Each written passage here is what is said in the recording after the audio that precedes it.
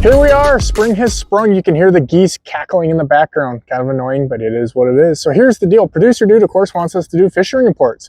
In case you haven't heard, it's a little windy. It's windy almost every day, it seems like. So pay attention to those wind reports, even though they don't always, are not always honest with us, but pay attention to those before you head out because it has been pretty darn windy.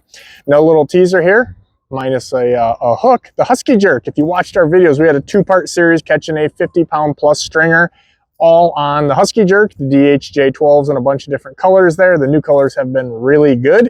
So I would tell you, when it's cold out like this, the husky jerk is really good. And if you didn't pay really close attention in those videos, you know, stalling them was really good. So in the cold water, that has been a definitely go-to bait for years.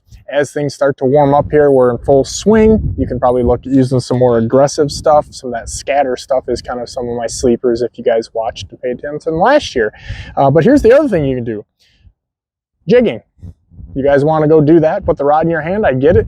Little VMC bucktail jigs, usually using quite a bit bigger ones here. A lot of times, you know, up towards a 3/4 ounces.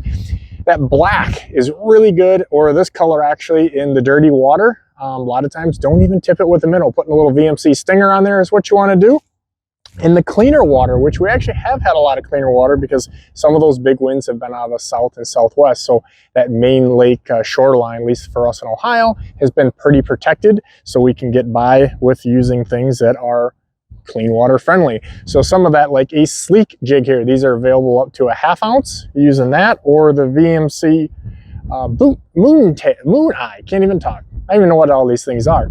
But this has been really good because we can get these up to actually 1 ounce, but the 3/4 ounce is one we use a lot. And we're putting a Z-Man minnows, 3-inch minnows, or a 3.5 or 4-inch jerk shad on those. In the clean water, believe it or not, that plastic is quite a bit better with some of the more natural looking finishes. Used a bunch of different things, couldn't even really narrow it down. I don't know that it mattered, to be honest. The big deal would be the cadence. Sometimes it's very slow, almost dragging it, kind of like old smallmouth dragging tubes, if you guys have been doing this long enough.